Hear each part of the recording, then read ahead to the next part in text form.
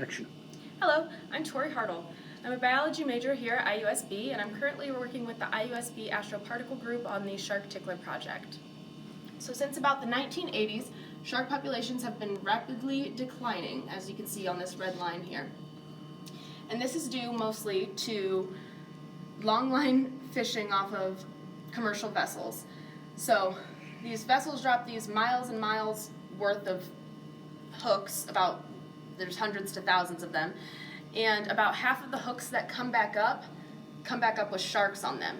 And even though these sharks are all released, many of them end up dying. So we wanted to figure out what we could do to stop the sharks from biting the hooks in the first place without affecting catch rates on these boats. As it turns out, sharks have electroreceptor organs, unlike most animal species, including most fish. So we designed the shark ticklers.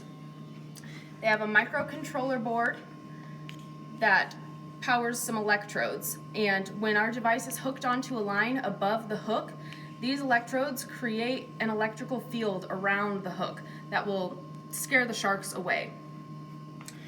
We did previous experiments using these devices and found about 50% reduction, and that got us a grant from the National Oceanic and Atmospheric Administration, and we used this to create a large-scale experiment using about 250 active units and 390 inactive units.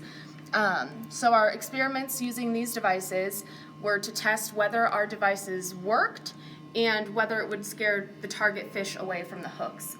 Our preliminary results show that of the 35 sharks that have been caught, only one of them was on a hook with an active device, and that shows an almost 100% reduction in catches. Our experiments also are showing that not only are target fish not scared of our devices seem to attract the fish. We should have more data in the next coming months, and within the next year or so, we should be working with another group in the Pacific Ocean on different species of sharks. It'll be about the same size experiment, so stay tuned for that. Thank you to my collaborators, and thank you to you for listening.